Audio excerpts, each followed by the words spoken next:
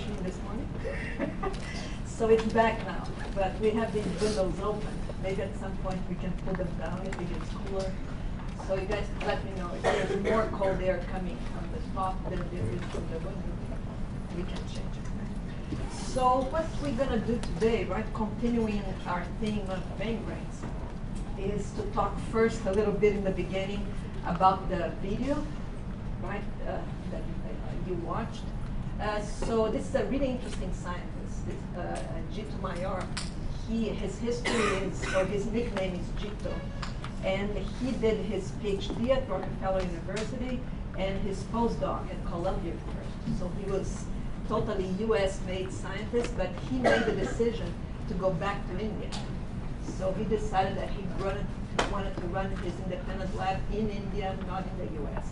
So he's now director of this very prestigious institute, the NCDI in Bangalore. So he's really in a very prominent position in science in India. And he's really a very thoughtful guy. And so you already saw, right, that part of the evidence, this field of lipid rafts, is very interesting because the only way to really visualize them is in these artificial systems so far. It's beginning, the technology is beginning to be available to see it also in intact cells. So this experiment here, right, is one of the classical ones in which if you make these giant liposomes, in which you have a mixture of acetylcholine and single myelin, what you get is this uniform distribution. But all you have to do to make them separate in these patches is to add cholesterol to the mix. So this is really part of the belief that cholesterol really plays a major role in the generation of lipid rafts together with single myelin. And everybody did a really good job with the questions online that I think everybody got the major points. So what I wanted to do is to just discuss briefly, have you guys discuss in your groups, an interesting point that was raised by Gito, which is, so we assume, right, based on this evidence of the properties of the lipids, and also the evidence that you heard in the video, that if you have, for example, viruses budding from one domain of cells or another, you get different lipid composition, in addition to different protein composition. So the idea is that these rafts enriched in cholesterol, right, cholesterol is here indicated in red, would create this environment in which you would be also more favorable for GPI-anchored proteins to accumulate. So you see this here is the GPI anchors that we saw last week, and of course some transmembrane proteins as well. So the interesting question that at least one of you already raised with me on email, which I would like your groups to discuss for just 10 minutes, and then we see what you come up with, is this question that Gito raised kind of at the end of his talk.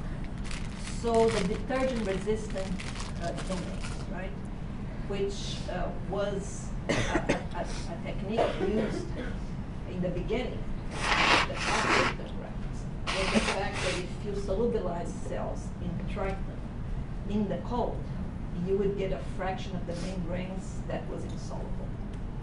So I actually remember this. I was just beginning my lab at Yale in the 90s, in which, and Gito mentions, David Brown and Jack Rhodes. So they made this really interesting observation of this differential behavior of proteins in these extraction conditions. And they made this hypothesis.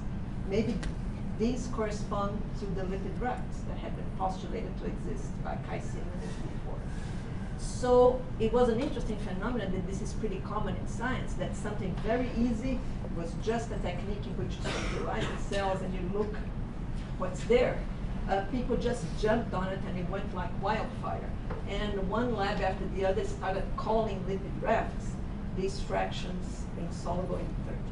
So what I would like your groups to take 10 minutes. If you want another device to watch again the video, we have a few, but I think everybody that has at least one laptop per table, right?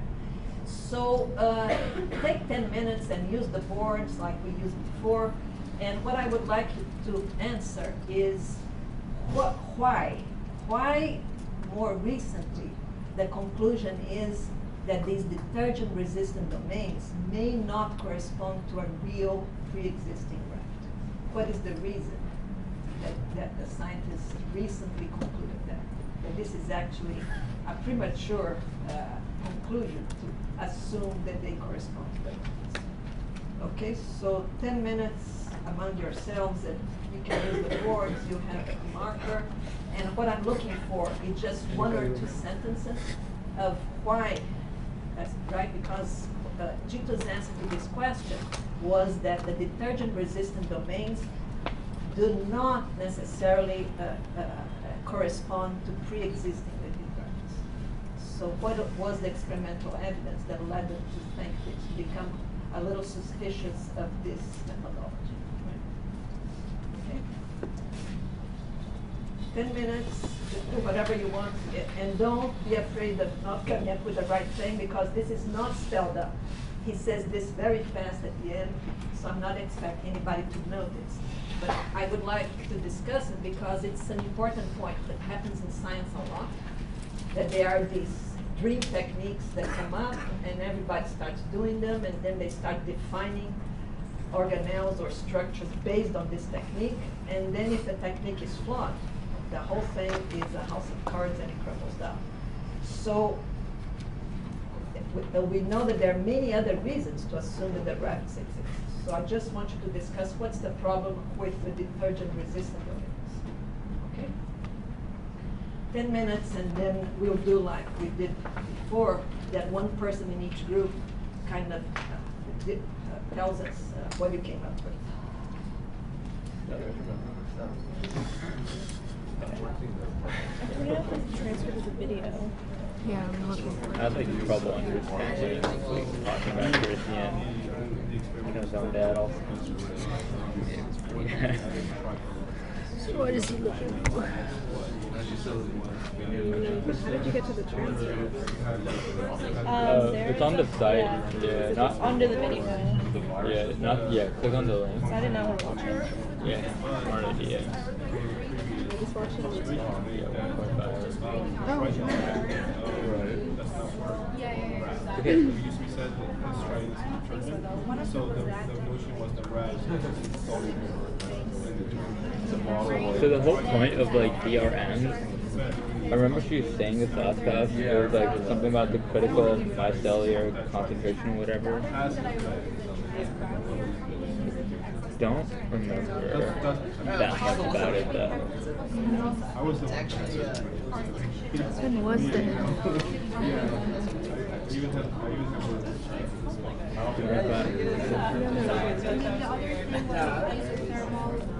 I think it's on the 32 minutes. 32?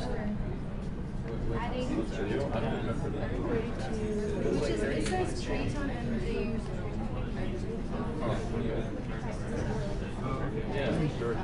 What Dr. Mayer mentions is that some studies that people of the detergent can induce membrane lesions that are normally disordered. We have 10 minutes.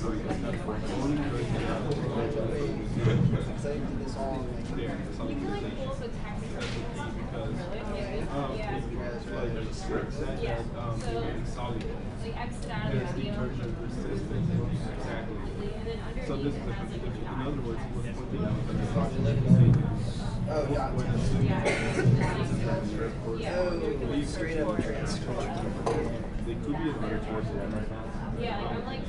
You're right that the companies but what cell biologists want to know is the liver rats coming exist on the natural condition exactly in the Why detergent resistance? Okay, so really it's just because you It was like a product of the method that they use. yeah, and it's not a pre-existing structure because you can so easily disrupt it just by removing cholesterol, and if you use the Triton, Wait, so they're saying when they added the detergent, it like sorted it out? It like organized. yeah. Okay. No, because cholesterol and I was started realizing that I was right. Maybe it's that situation. Yes. sometimes in detergent. Formation of the rack. I completely forgot about that. I was like, water functional, right? Proof that the liver rat resistant. No, it's like, so my new thinking is, at least what I think is like maybe it may have to do with if there is such a thing as liver rats, which the position is, it could be that maybe the effects on trying to detergent or any detergent is affected by the composition of the lipid. Because remember, the artificial membrane is a 1-to-1 ratio, right? But how do you know if that's the exact ratio that happens naturally? What if it's not the same components that the exact ratio? What if it's cholesterol and then single-minded instead of Yeah, like we're actually like and maybe the composition of whatever that creates determines how the detergent interacts with that. I don't know. I don't make sense. That's sort of. I mean, what do you guys think?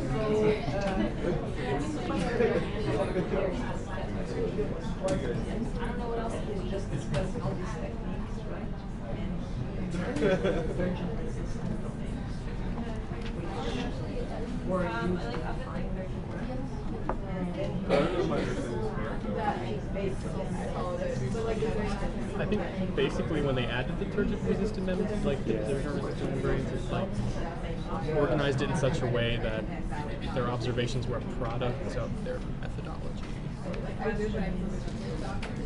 So I think he's saying that it's not really found naturally; it's only found in these experiments. Yeah. So,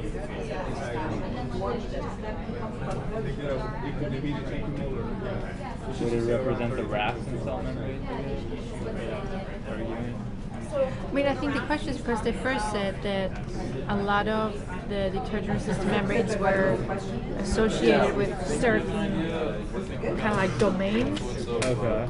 And then they were saying it's like if you have that membrane, does that mean that that is that's how I understand it. Is that the first step of having a domain? And I feel with showing that with the titrant it can change everything, that shows that it's not.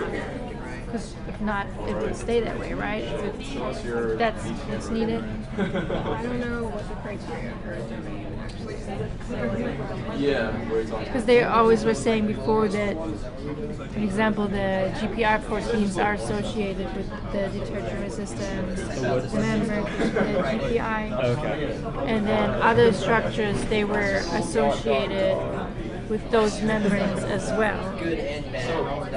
I don't remember exactly what. But then they were talking about they did like different concentrations. So what are we going to write on this board? Certain something like that maybe. It's the opposite. I think we should first just write what stands in there. That with tritone you can change, you can make some order, But it didn't promote formation of and that if you remove cholesterol, then you change the order.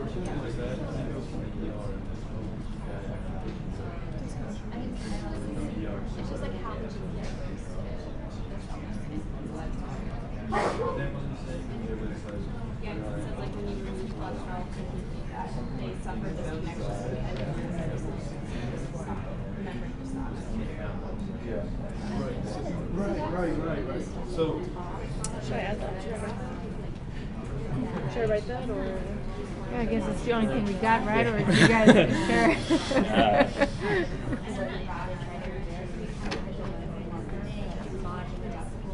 so the liquid method. Yeah, I think we might have to do the talking. Yeah, They're not like. Yeah, but it's important, so right now,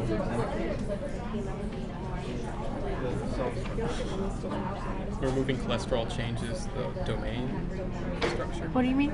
Removing cholesterol changes the domain structure. Yes, well, once you remove the cholesterol, everything is going to be a homogeneous mix again. They start, because before you have them ordered, and once you remove cholesterol, you don't have any rafts anymore, you just have a homogeneous. So,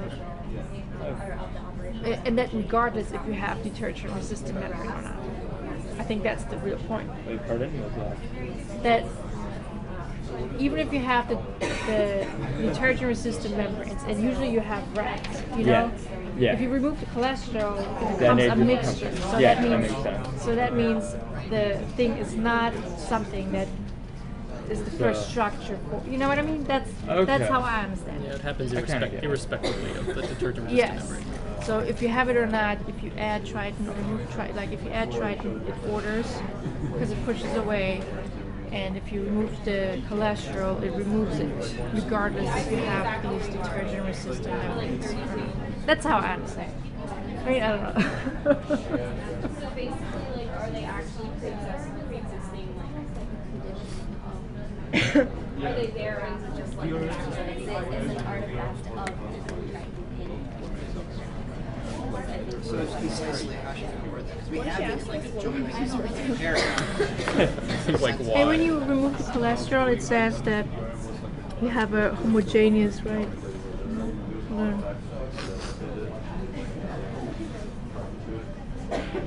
I mean, we can answer the question is why most recently. So, thorough sensitivity. Yeah, right. Because of the. I know, right? In one sentence. Go ahead, right? Writing a blank. Unless you just want me to start writing the paragraph. I can kind of do that. I have it in my head, just I can do it until Triton is a detergent. It's a non-charged detergent. I work with that. Well, it's just, no, because I work with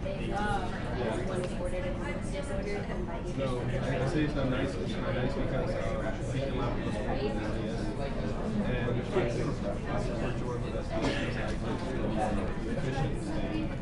with what I was doing last. say force. So try to Was added to both ordered and unordered, force to be ordered. Force to be detergent resistant membranes might be because of the detergent they had, not because of the function of the lid. Does anyone know if her exams are based on her lectures? I have no idea. Someone posted a book on it, I think. Yeah. So you don't know. Pardon? Someone posted a PDF of the book on it. Yeah, I know. I already had it from before.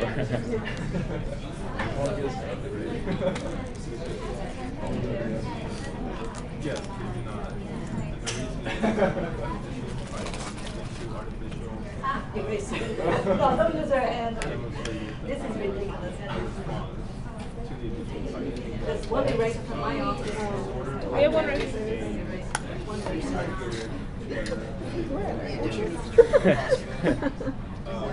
thereby showing that Triton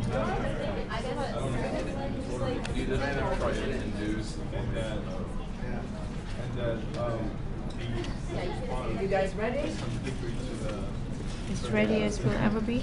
Everybody ready? Ready?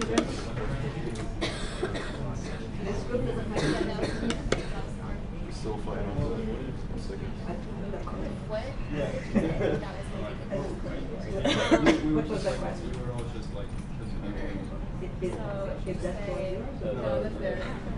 So why don't you I write guess like the addition of the detergent might Write have something.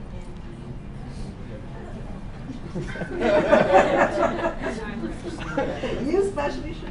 Detergent resistant membranes might be result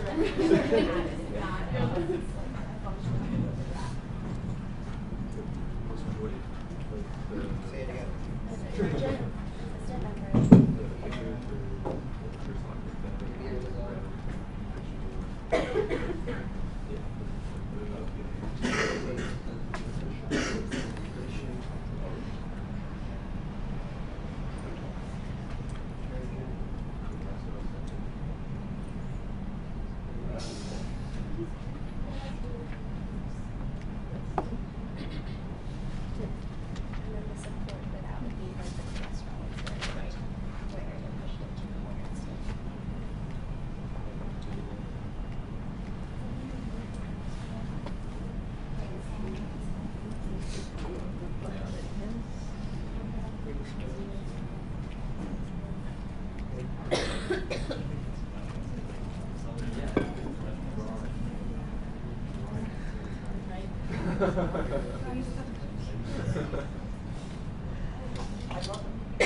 Oh, he's still. And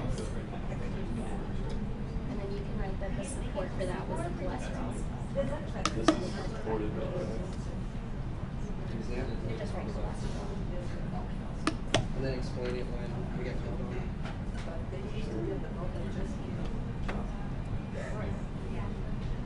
Cholesterol bell curve.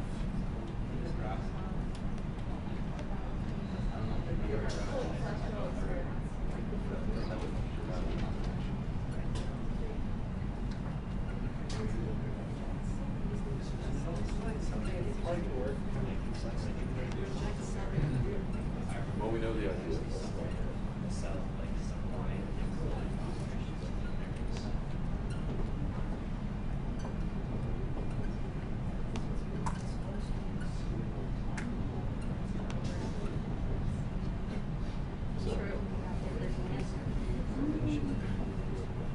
We were like presenting as a hero to shape our answer. No, that's what we were like considering. It's just different levels do different things all throughout, up and down.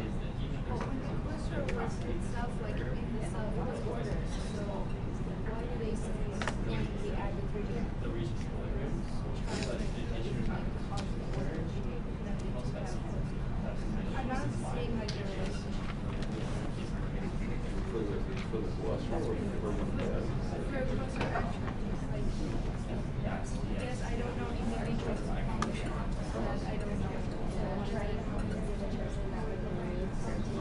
Feel free to enter for example, BSCI interest.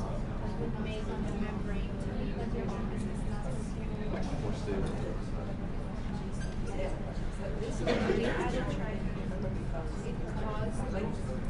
Different things depending on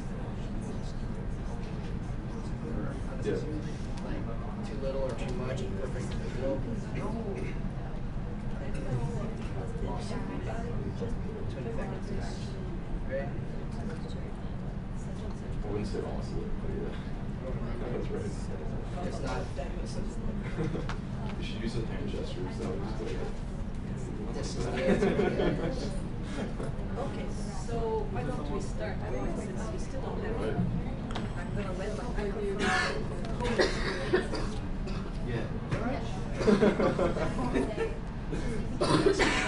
volunteer for good cause. Just somebody to read for you. Do I have to use the microphone? Maybe not, if you think you can project. Yeah, I'll stand in the back.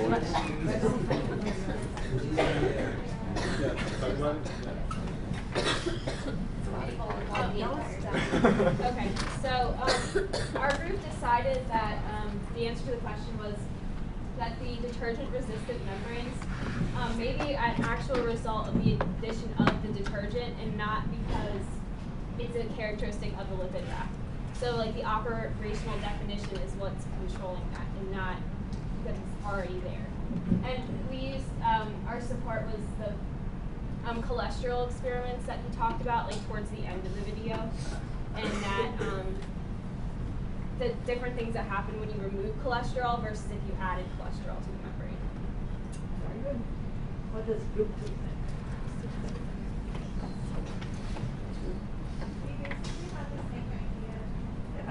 Try to speak up. I'm sorry not to give you a microphone. We said that adding something to the membrane is not disruptive structure to make gas that does not already exist. So we definitely would be adding a detergent made with patches to the membrane or the addition or taking out the cholesterol. So you wrote something important that you didn't say. We also said that the detergent is not associated with sphingral island, which is one of the toxins that could create gas. Okay, so remember that this is something that the G2 says that the detergent was pushing away the sphingomyelin. So it was basically creating a sphingomyelin enriched insoluble domain. But maybe as an argument. What did you guys think? So the two evidence that we have is that when you remove the cholesterol from the cell membrane seems to disconnect the cytoplasm, and the addition of the enzyme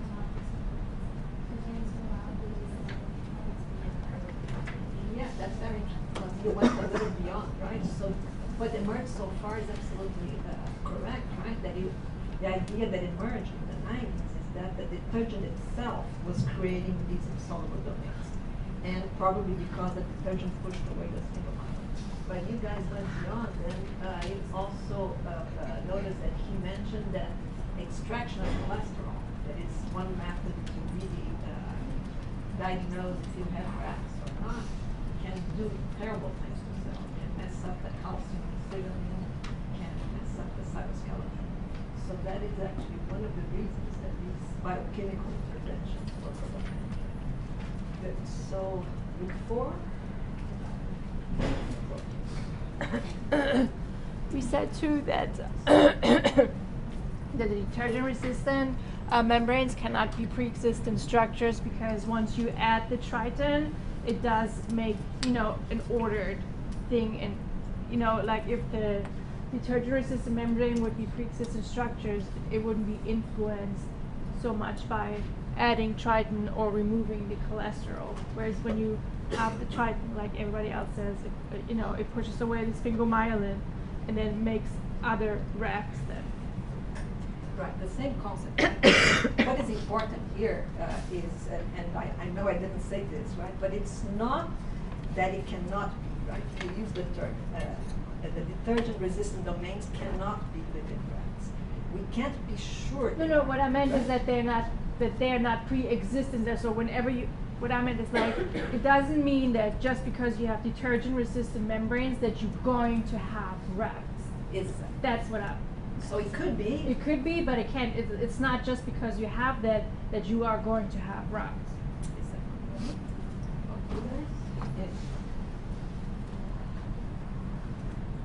Yes, I think it's exactly right. You think it's an artificial result, but I'm just reading what you wrote because we have to get them. Yeah, we pretty much said what everyone else was saying, that it could just be the procedure itself rather than a pre-existing condition, because when you add a pregnant, that could be the So the key word here is could, right? It's not that the lipid rafts would not behave like that, but you can't be sure that the non-existent portions of the membrane would look like they would. Anything different from this group? Probably out of order, right? Which name are you? Okay. So you're 6. So I went out of order, but you. So what did you conclude? Corey? Okay. So we said they do not, and just going by what everybody else has stated, in the experiment in which they added Triton, they did observe that disorder ligands became organized, aggregated together, and became ordered. This was contradictory to the finding that was once thought that DRMs were insoluble to detergent. So we approached it more that DRMs are more of a lipid composition in the cell membrane. And the reason we say this is because the experiment was done in artificial membranes, and they did a 1:1:1 equimolar concentration of the components, which was cholesterol, sphingomyelin, as well as protein. And given that in natural membranes, cholesterol can make up to 50% of the composition itself, this could be a result from, yes, the experiment itself and how the artificial membranes were constructed, but also because like we do not know how exactly the Triton X would have behaved otherwise in its natural condition, aside from this. So your last sentence actually sums up everything, right? So some advice here that is very common, right, with students: don't complicate too much. Don't be afraid of giving a simple answer, because sometimes, right? So you said several things there, that DRMs were not insoluble to detergents. That's a definition of DRM, right? Detergent resistant. So that is not necessary. What is necessary is for you to realize that it was the detergent inducing a behavior in the lipids that then in the readout, when they run the thing in the gel, they conclude that that might be pre-existing. So stay simple, don't complicate much. Did I not talk to somebody? I think you guys the only ones, right? No, you already did. Anybody that did not?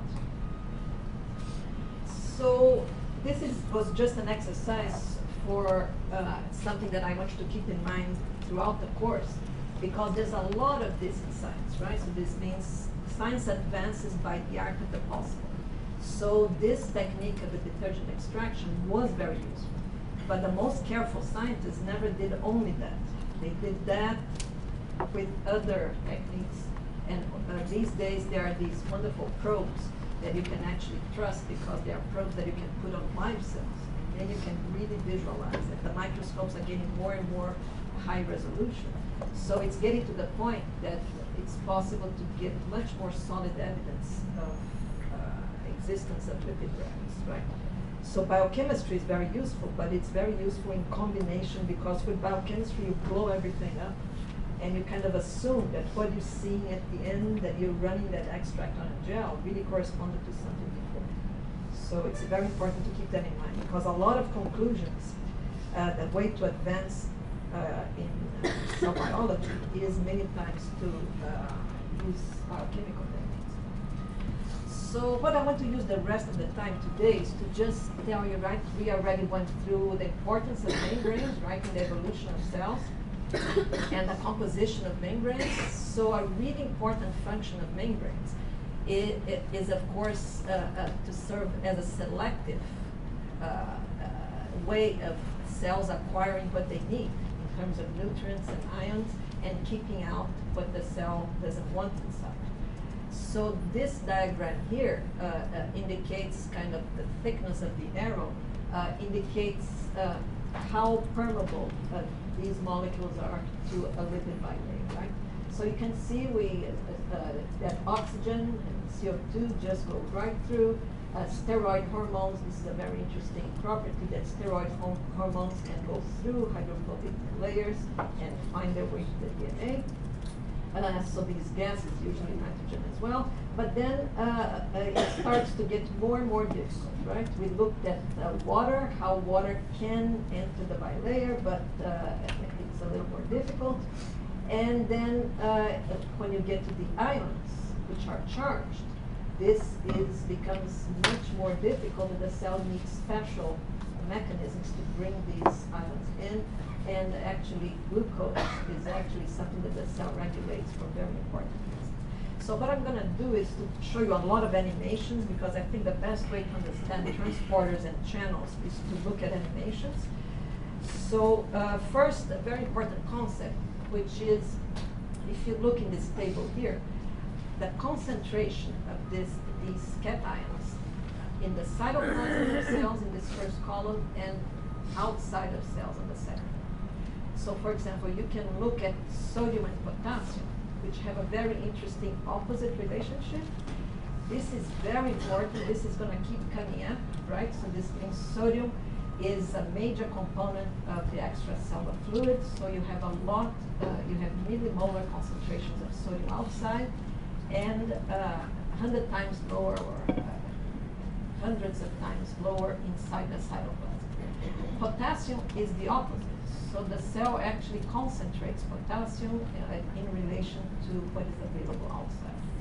Another very important gradient, and this one is huge, you can see that calcium, right, and you probably already came across this in your other courses, that there's a 10,000-fold gradient in calcium concentration outside of cells that is millimolar, and inside cells is just nanomolar.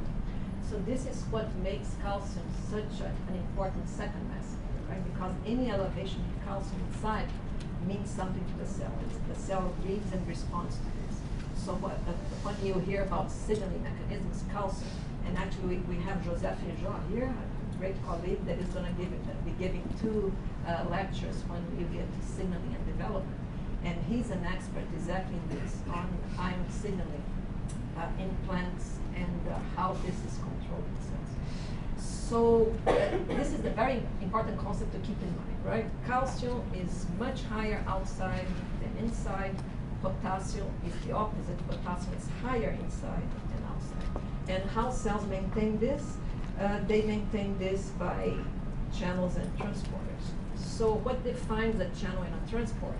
So when you have an unknown protein, for example, when we just discover a new protein in some organism we are studying, if we see a pattern like this, right, we already looked into these hydropathy plots, that if you have a lot of transmembrane domains predicted for the same protein, this really suggests that means most channels and transporters have this type of arrangement. Of course, seeing this doesn't mean it's a transporter, but it's kind of very suggestive.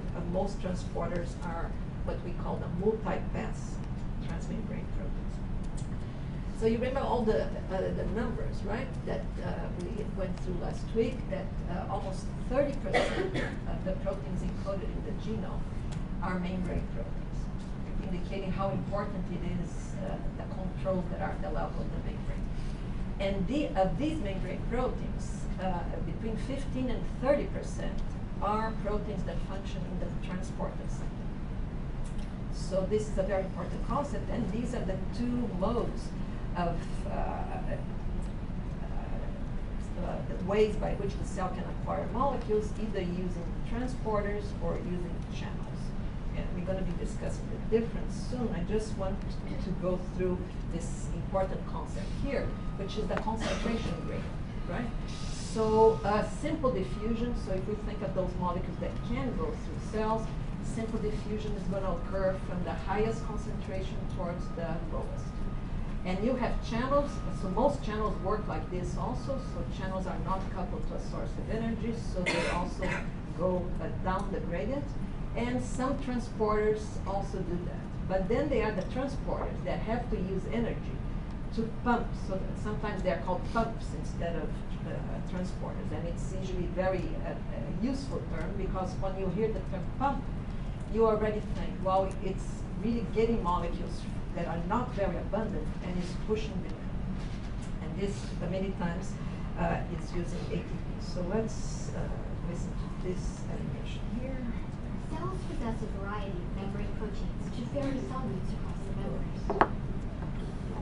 One type of transporter, called a uniport, carries only one type of solute, selectively bringing it from one side of the membrane to the other.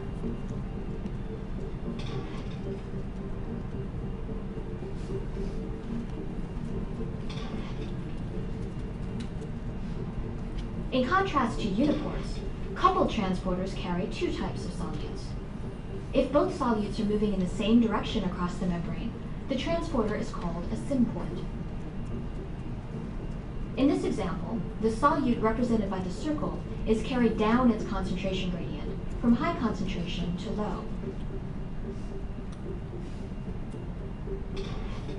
The energy released by the movement of this solute drives the movement of the other solute, represented by the square, against its concentration gradient from low to high concentration. When the coupled transporter moves solutes in opposite directions across the membrane, it is called an antiport.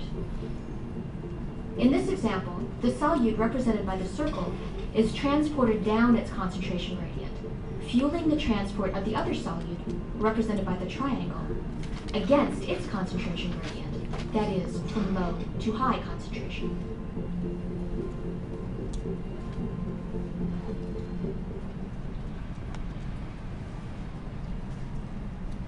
Okay, so this is an important concept that actually makes this field of transporters quite complicated, because there's this coupled transport.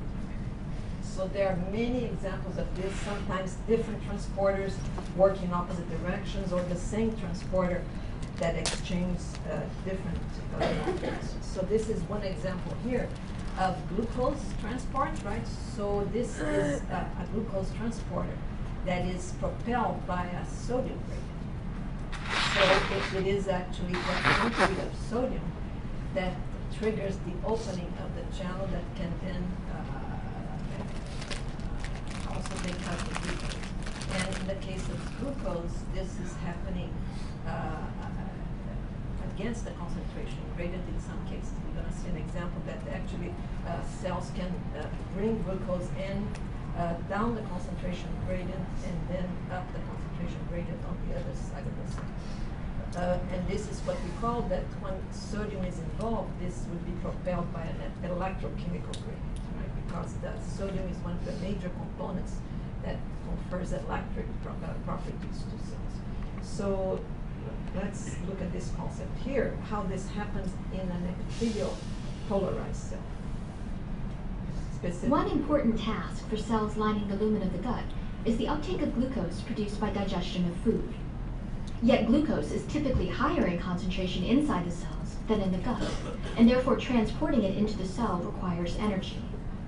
To this end, a glucose-sodium symport harvests the energy stored in the sodium gradient to pump glucose into the cell.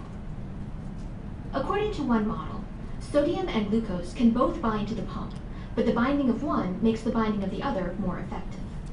When the binding sites of the symport are open to the lumen of the gut, the high sodium concentration makes sodium very likely to bind, and thus glucose will bind more efficiently.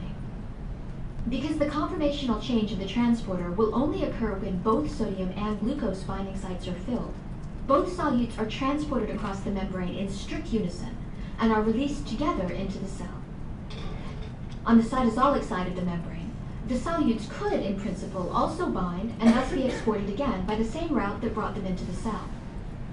However, while there is plenty of glucose inside the cell, there is very little sodium. Therefore, the binding of both types of solutes only occurs very rarely, such that most of the glucose molecules that enter the cell will not leave by the same route.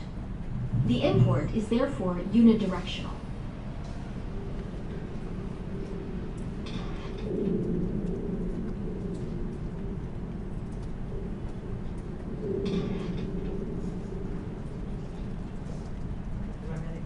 So this is a very interesting solution that cells came up with, right? So just one of the molecules being transporter is really in low concentration. That is the fact that they work together. This is going to really stop the transport from working, just because they don't have their co-transporting molecule abundant enough to promote the reverse direction. So that's one example of what transporters. Where am I stuck here?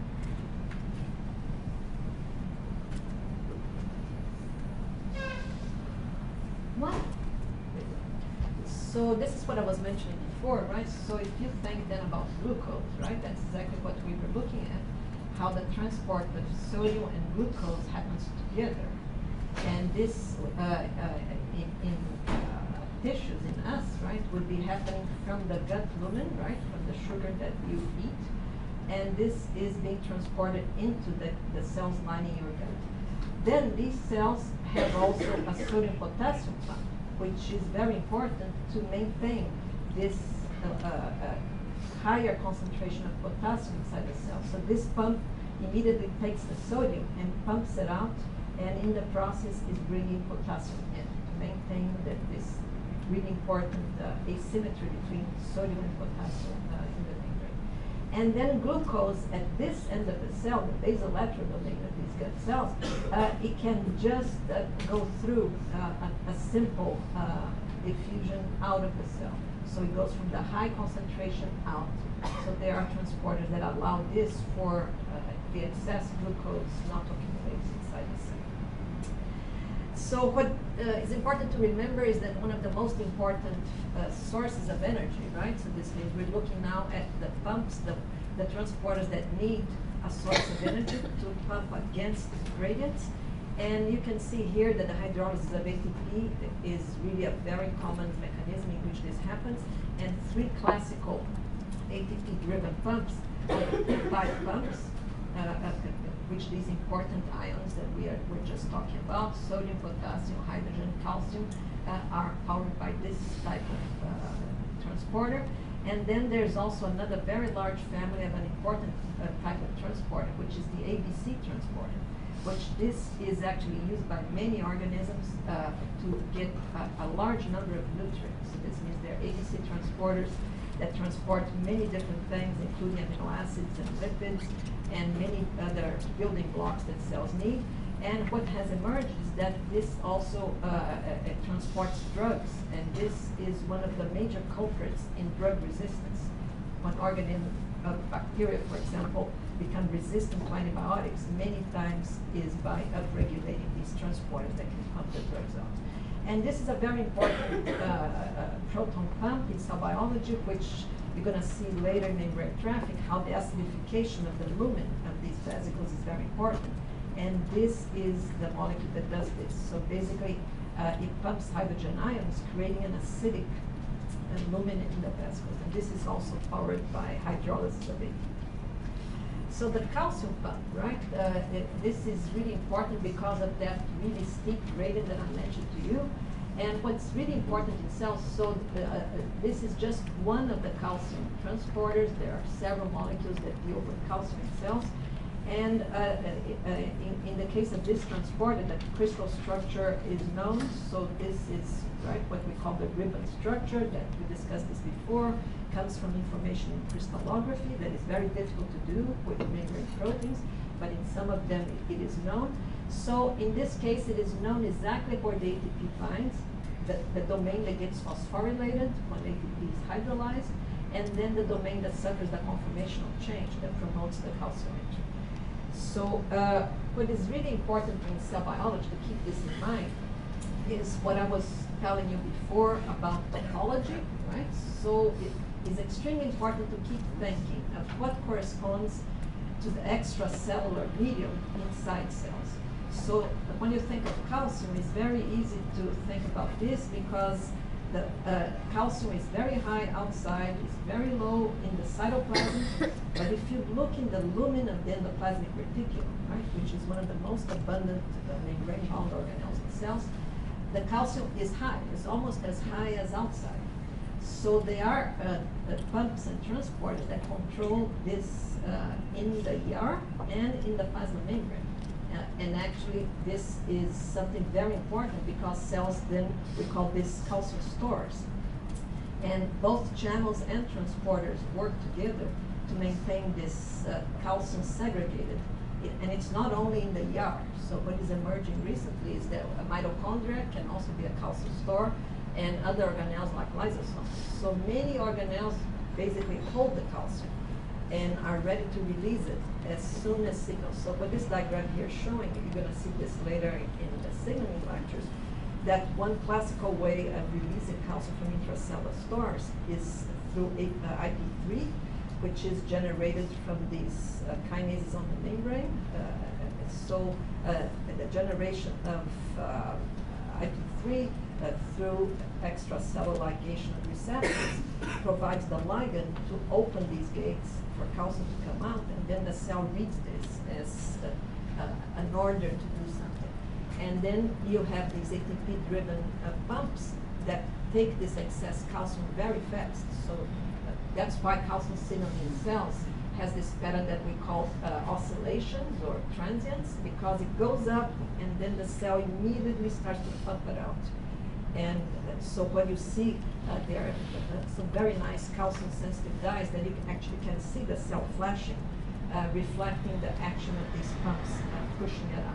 Because the cells can't afford to stay in high calcium.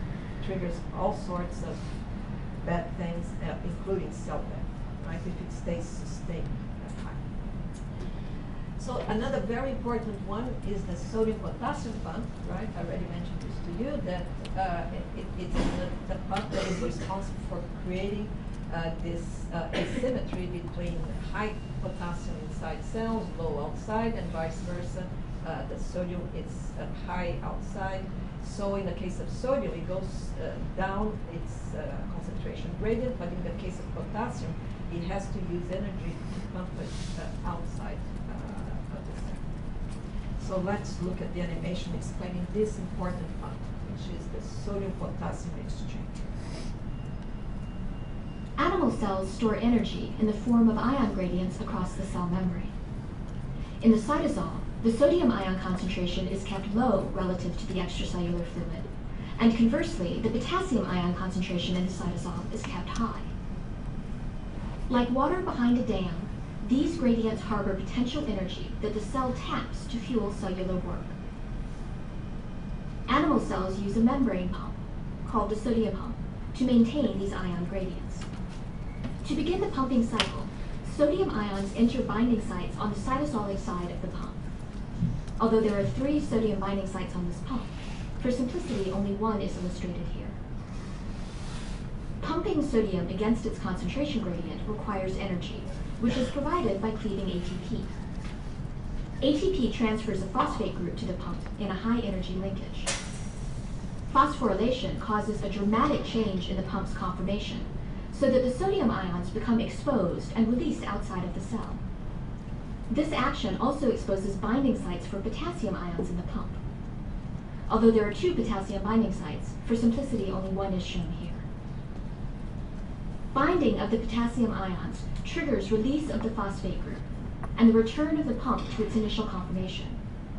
The potassium is then released inside the cell, and the cycle repeats.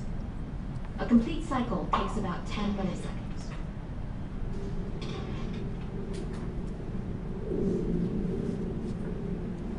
Okay, 10 milliseconds. So this is something interesting to keep in mind also. The speed of these things are very important for cells. So we're going to see examples that we really have to.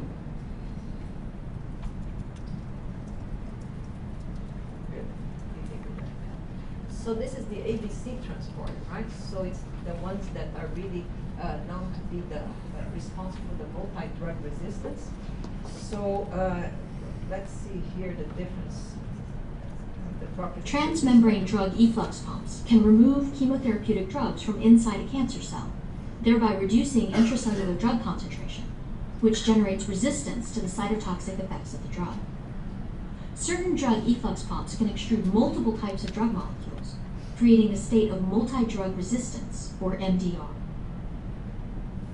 P-glycoprotein, PGP, is the most prevalent MDR transport, and it is expressed at elevated levels in many kinds of cancer cells, especially those that have survived a chemotherapeutic treatment. This space-filling model of P-glycoprotein shows a drug molecule, colored in pink, bound to the pump's drug-binding pocket, colored in silver. Such a drug molecule will have entered the pump and its drug-binding pocket from the cytosol through the open portal seen at the bottom. Energy is required to pump drugs out of the cell. P-glycoprotein is an ATP-dependent transmembrane protein, and ATP must bind to the interior nucleotide binding domains in order to pump a drug or other toxins out of the cell. Switching to a ribbon representation of the pump, we can observe the dramatic conformational change in the pump caused by ATP binding. Drugs or other toxins enter the pump and attach to the drug binding pocket, which results in an ATP-dependent shift in the conformation of the entire pump. The drug is then extruded into the extracellular space. Rotating the structure 90 degrees in the same plane, we can observe the pumping action and the opening and closing of the cytosolic and extracellular ends of the pump. In a third view, we observe the pump through its channel, looking down from the extracellular side.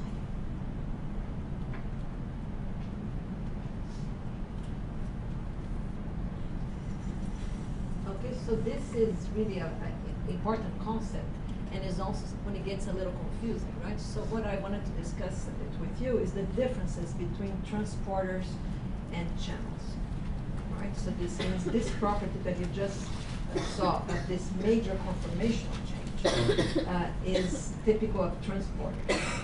But what other property of transporters should we expect? For example, why doesn't somebody tell me, what do you expect to be faster? So cellular membranes can have transporters and can have channels. What's faster? Channel. Why? Why is the channel faster? It doesn't have to conform its shape or change its shape. It's a transport. Yes, but what is interesting is that it's not that simple, because channels can also be gated, right? So, for example, there's this really interesting structure. That when the structure is known, there's this like a diaphragm that can control the opening of a channel, right? But it's still, this is not a major conformational change in the whole molecule that requires a lot of energy, so this happens faster. So that is correct that channels are faster, and you have here, right, a diagram of what happens just with simple diffusion or channel-mediated transport. So channels tend to have a rate that is very similar to just simple diffusion, because they form a real channel when they are open. That's the caveat, right? When they are open. And transporters have this different type of pattern in which they saturate at some point. And this is makes them slower in terms. So channels and transporters work together in cells, and channels really step in when you need very fast, like we're going to see at the end, when you need to depolarize a membrane, for example. So let's look at aquaporin. We already saw a similar diagram, but without the aquaporin involved, right? So over here, right, it was the diagram in which the hydrophobic tails of the lipids are in blue and the water molecules are in pink. So let's look again what happens with water and why you need a water channel. This image from a computer simulation shows a cross-section of a lipid bilayer with water molecules on each side. Because water molecules are small and uncharged, they can diffuse directly across the bilayer. This simulation shows that water molecules occasionally and spontaneously move into the hydrophobic core of the bilayer, even in the absence of any channel protein. The lipid bilayer, therefore, is semi-permeable to water. The total concentration of solute particles inside the cell generally exceeds the concentration of solute particles outside the cell, creating an osmotic gradient that drives the diffusion of water molecules from outside the cell across the membrane and into the cell. As the simulation runs, observe the water molecules being bounced around by thermal energy as they move randomly in the bilayer. Although the water molecules will ultimately travel from the area of low solute concentration to high solute concentration, and thus into the cell, the likelihood of their entering the hydrophobic domain of the lipid bilayer is very small. To allow water to move more readily across the membrane, many cell types, such as the epithelial cells of the kidney, use specialized channels called aquaporins. Aquaporins selectively conduct water molecules, but not ions or other solutes, across the cell membrane. In this computer simulation, we can see the helices of an aquaporin tetramer spanning the plasma membrane. Each monomer in the tetramer is a separate channel through which water molecules can diffuse. In a cross-section of an aquaporin channel, we see that the channel has a narrow pore, one that is large enough for a single water molecule to pass, but too small for hydrated ions to enter. One of the water molecules is colored yellow to help track its path through the channel. The water molecules move through the channel single file, oriented by interactions with the other water molecules and the channel wall. In the center of the pore are two strategically placed asparagines that serve as a selectivity filter that prevents protons from passing through the channel. In this experiment, which proved the functional nature of aquaporins, the frog egg on the left was injected with mRNA encoding aquaporin, and the egg on the right was used as a control.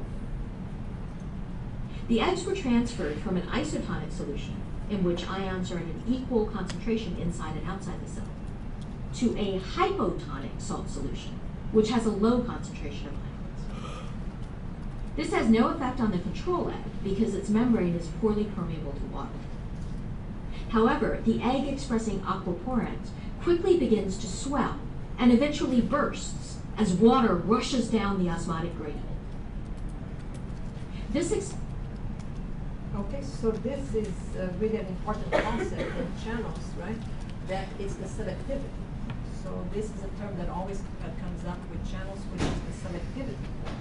So, for example, water channels exclude ions.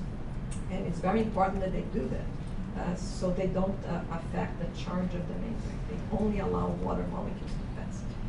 And the other important property are the mechanisms for gating these channels, right? So this means this can happen through voltage, right? So that means you have normally a different charge distribution on the outside and the inside of membranes, and it is changes in this voltage across the membrane, this electrical current that can determine the open or closed state of the channel.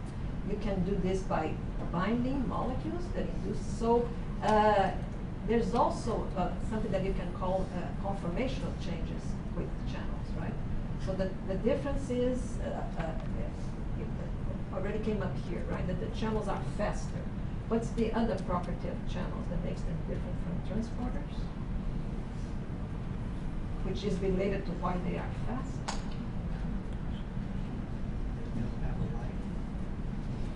Somebody else, George talking.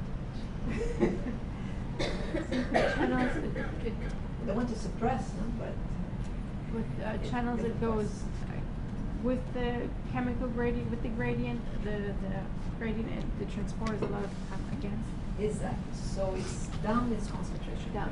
right? And what does this imply? So what channels do not need then? Energy.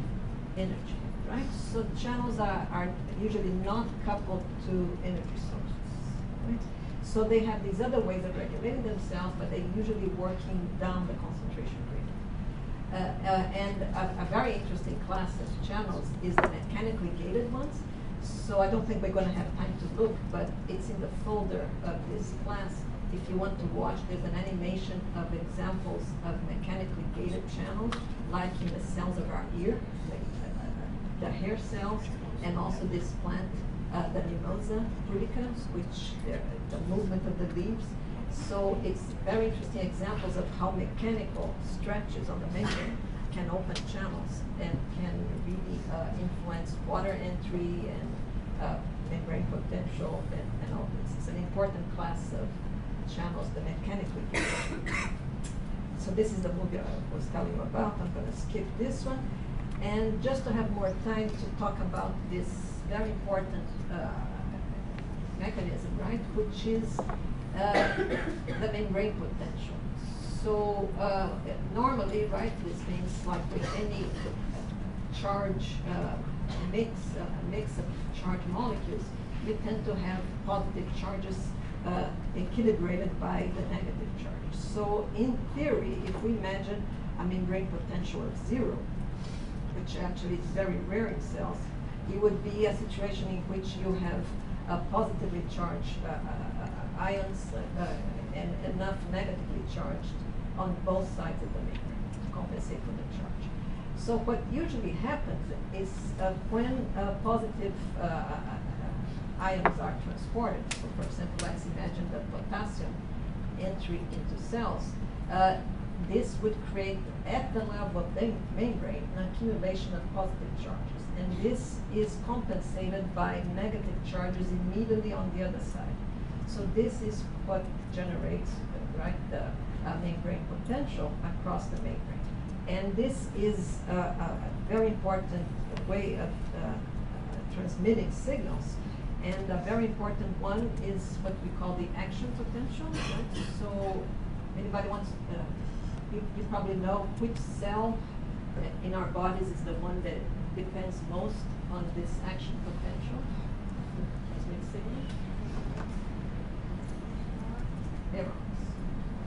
So this is a mechanism that is really, going on in neurotransmission all the time, in which you have these sodium channels, right? So this means, like we already discussed, inside the cells you have more potassium. So these sodium channels, they really create this very vigorous, robust influx of positive ions that then propagates. And what is really neat is the way it propagates. It's because there's a refractory period of the channel that just acted. So when these ions go through an open channel, then they enter an activated state. So only allowing the channels ahead of them to really propagate the signal. So I think there's a nice animation here that also shows this.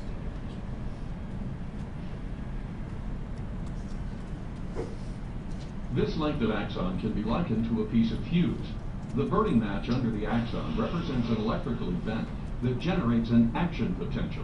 This event normally takes place at the axon hillock.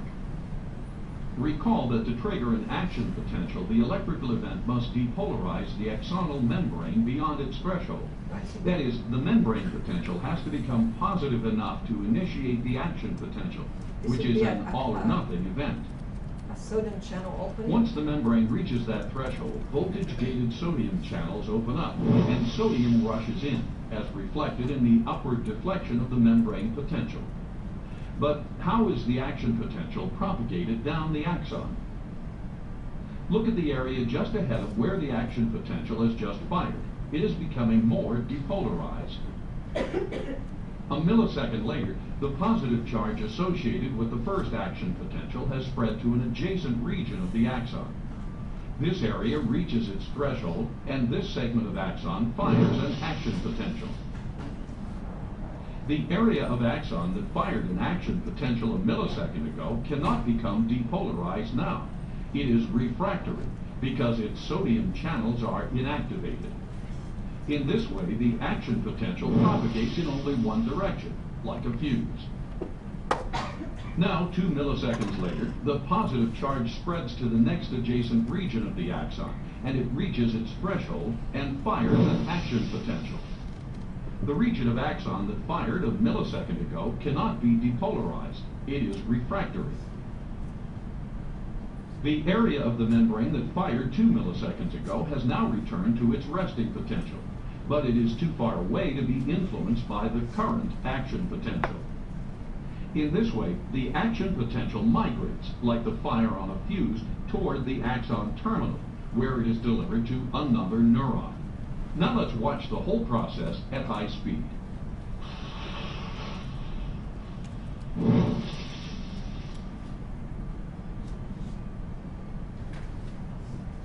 Okay, so one very important system in which this kind of transmission is important is a muscle contraction, right? So we're going to get back to this later in the course, but I'll just finish today showing you this animation here. So we're going to have to put all these concepts together, right? So you have a neuron, right, which is the muscular neuronal junction, where a neuron arrives at the muscle fiber, and in the muscle fiber you're going to have calcium mostly controlling the contractility, and you're going to have these important ion channels determining the arrival of the signal that indicates to the muscle to contract. So let's look at everything that happens inside a muscle fiber. When a neuron stimulates a muscle cell, an action potential sweeps over the plasma membrane of the muscle cell. The action potential releases internal stores of calcium that flow through the muscle cell and trigger a contraction. Muscle cells have an elaborate architecture that allows them to distribute calcium ions quickly throughout the cytosol. Deep tubular invaginations of the plasma membrane, called T-tubules, crisscross the cell. When the cell is stimulated, a wave of depolarization, that is, an action potential, spreads from the synapse over the plasma membrane and via the T-tubules deep into the cell. A voltage-sensitive protein in these membranes opens a calcium release channel in the adjacent sarcoplasmic reticulum, which is the major calcium store in muscle cells, thereby releasing a burst of calcium ions all throughout the cytosol of the cell. Within a contractile bundle of a muscle cell, called a myofibril, the calcium interacts with protein filaments to trigger contraction. In each contracting unit, or sarcomere, thin actin and thick myosin filaments are juxtaposed, but cannot interact in the absence of calcium. This is because myosin binding sites on the actin filaments are all covered by a rod-shaped protein called tropomyosin. A calcium-sensitive complex, called troponin, is attached to the end of each tropomyosin molecule.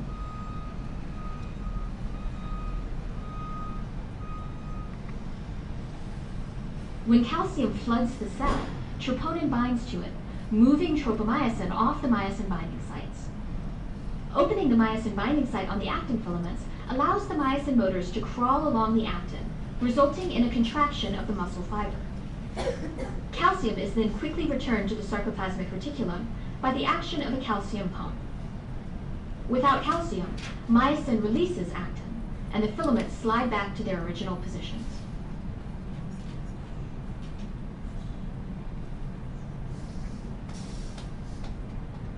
Okay, so muscle contraction is one of the most dramatic examples, but we have many examples of most of our signaling systems have this combination of transporters and channels synchronizing the signal and then stopping, right? Just as important of getting the signal elevated, if it's through an ion, the concentration elevated is just as important to bring it down very fast.